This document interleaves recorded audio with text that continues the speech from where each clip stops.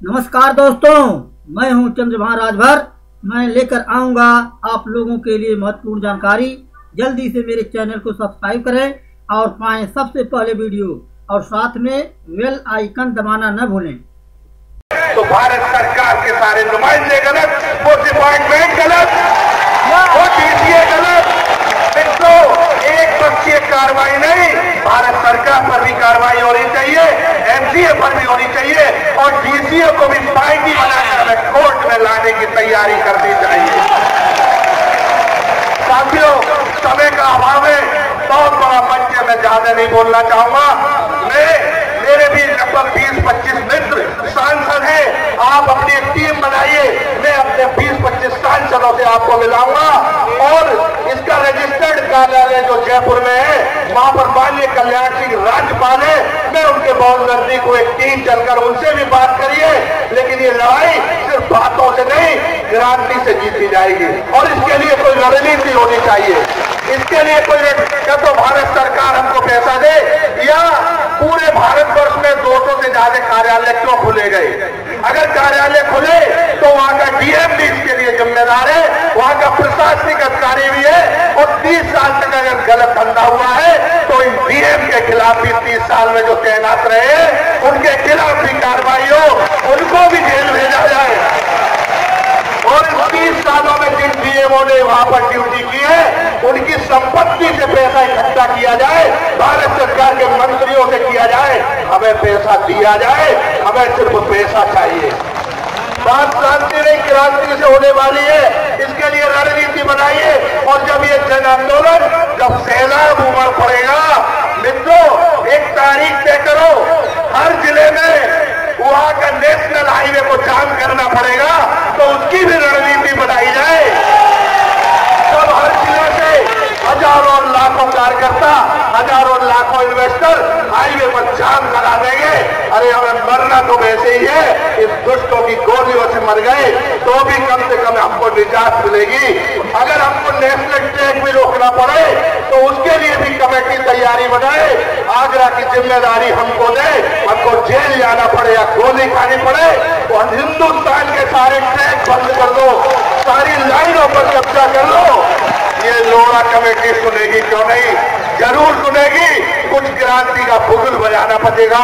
हमारे यहाँ मीडिया के कर्मी बैठे हुए हैं, प्रेस के बंधु बैठे हुए हैं, लोकतंत्र की रक्षा करने वाला चौथा स्तंभ बैठा हुआ है।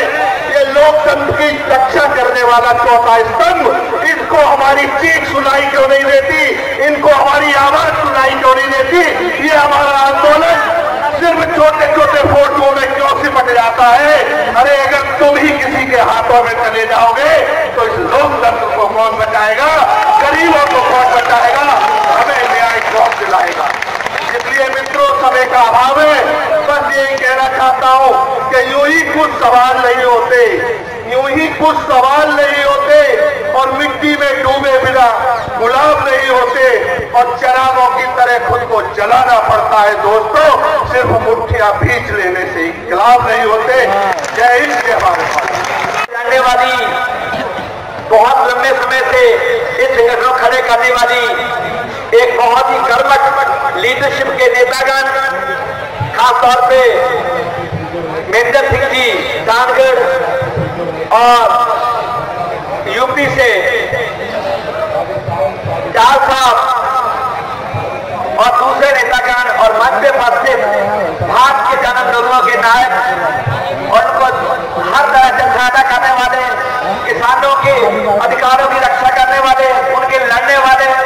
अभी अभी 7 राज्यों में सूखा यात्रा, जो सूखा पीड़ित राज्य की यात्रा करके लौटे, हिंदुस्तान के राजनीतिक सामाजिक दृष्टिकोण पर एक योद्धा श्री योगेंद्र यादव जी, मेरे हिंदुस्तान के कोने कोने से, 17 से ज्यादा प्रदेशों से आए, इस कड़ी धूप और हुम्मस में बैठे पिछले 3 दिन से मेरे जो साथियों, मैं आपका अभिनंदन करता हूं, आपकी दृढ़ता का, आपके विश्वास का, आपके लड़ने की जो आपने तैयार किया है, जो आपने लड़ने का जो हौसला किया है, जो लड़ने की जो क्षमता दिखाई है, मैं आपका अभिनंदन करता हूं, आपका स्वागत करता हूं।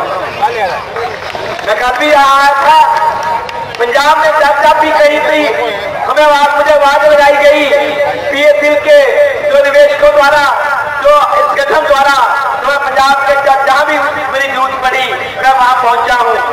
और इससे पहले मुझे काफी बताया था कि पार्लियामेंट में 543 सांसदों के सामने मैंने ये मुद्दा जोर से उठाया था कि इन लुटेरों ने जो पिछले 30-40 साल में अलग अलग कंपनियां बनाकर झूठे सरकारी पत्र दिखाकर और सरकारी सहमति दिखाकर सरकार की मदद से, अलग अलग राजनीतिक की मदद से जो देश के करोड़ों लोगों का 50,000 करोड़ के करीब हेट कर अपनी संपत्ति बनाई है, अपने लिए स्वच्छ पैदा किया है, वो हमारी खुद पसीने की कमाई से है, जो हमने अपने बच्चों के बच्चे के लिए, बेटी की शादी के लिए, अपने बुढ़ापे के लिए, मकान बनाने के लिए, बच्चे को पढ़ाने के लिए हमने जो रखी थी, वो कुछ चंदिक लोगों ने, चंदिक लुटेरों ने इस भ्रष्टाचार में उसे काट करके वो हमारी कमाई, वो हमारी खुद से नहीं कमाई वो खा लिया है, उसको लूट लिया है। हम वो लूट का पैसा वापस कराने के लिए आया है। ये हमारे अधिकार की लड़ाई है, हमारी हक की लड़ाई है। कुछ लड़ाई में पंजाब नहीं, हिंदुस्तान नहीं, सारी दुनिया के जो मिलकश लोग हैं, उनकी जो हमदर्दियां हैं, उनका जो एकता है, उनका जो एक आपके साथ एक जुड़ता है, वो आपके साथ है। कल जहां से हमने गया था तो आपके प्रधान जी की मदद से और दूसरे जो नेतागण की मदद से मैं तुरंत मैंने पार्लियामेंट जाकर पहले लोकसभा स्पीकर से विनती किया कि मुझे बोलने का मौका दिया जाए। उन्होंने कहा कि आप एक बार दूसरे में बोल चुके हैं। तो मैं तुरंत श्री अरुण जेटली जो वित्त मंत्री है उनके राज्यसभा कक्ष में गया। तो मैंने कहा कि आपको पता है कि हिंदुस्तान के 17 स्टेट से 40,000 के करीब वो गरीब लोग जिनका पैसा इन कंपनियों ने, पीएससी जैसी कंपनियों ने और दूसरी कंपनियों ने एक कर अपने कब्जे में किया हुआ है और 2 लाख करोड़ से ज्यादा संपत्तियों का ईडी और सेबी पता लगा चुकी है, पर अभी ठोस कार्रवाई क्यों नहीं हो पाई। और वो लोग खूब पसीने में, हुम्मत में अपनी जी जान की बाजी लगाए हुए जंतर मंदिर बैठे हैं। कहते गांधी मेरे को नहीं पता। तो मैंने कहा जब नहीं पता है तो आज हमें मौका दीजिए, हम आपसे मिलना चाहते हैं। तो कहते अभी बुला लो उन सभी लीडरान को जो इनका नेतृत्व कर रहे हैं, मैं अपनी तरफ से उनको पूरा यकीन कराऊंगा कि मैं इस बारे में कदर बाकी नहीं करूंगा। हम जानते हैं कि राजनीतिक वादे कैसे होते हैं, मुंह पे कहने की क्या बातें होती है, असल में वो कितने संजीदा होते हैं, कितने गंभीर होते हैं, हम सबको बड़ी बात पता है। क्योंकि हम आज से नहीं, सिर्फ आज ही लड़ रहे, 3 दिन से लड़ रहे हैं। हम चारों सालों से हम दसियों से इस व्यवस्था के खिलाफ, इस लुटेरे प्रबंध के खिलाफ, इस लुटेरे लोगों के खिलाफ अपनी लड़ाई जारी रखे हुए हैं। चलो हमारी शाम को मीटिंग हुई तो उसने हमें यकीन दिलाया, प्रधान जी थे, दूसरे अलग अलग प्रदेशों के नेतागण छाप पे थे कि मेरे को 2 दिन दीजिए, मैं सेबी से बात करता हूँ, मैं ईडी से बात करता हूँ, इनकी लेटेस्ट पोजीशन क्या है और कोर्ट का भी फैसला आने वाला है।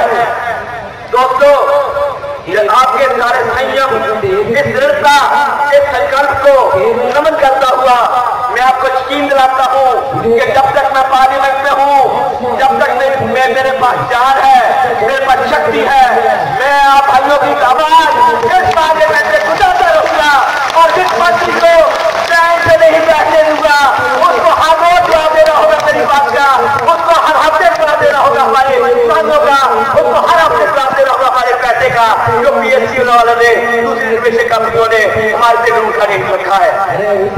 तो एक बार फिर आपके धैर्य का, सबर का और आपकी दृढ़ता का सम्मान करता हुआ, बुलंद बसता हुआ मैं आपको यकीन दिलाता हूँ कि आपके कुशल नेतृत्व में आपकी लड़ाई सही दिशा में जाएगी और बहुत जल्द कोर्ट के फैसले भी आएंगे।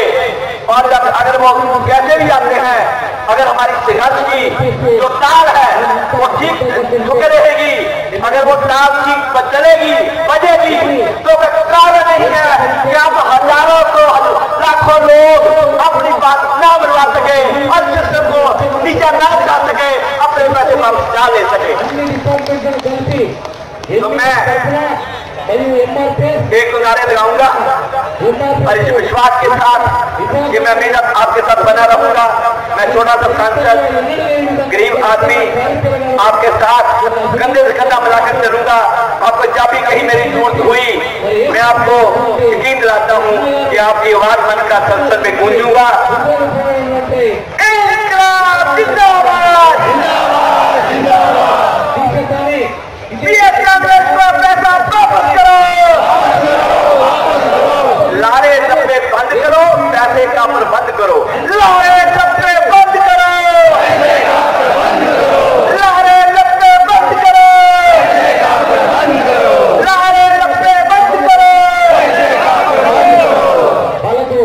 धन्यवाद।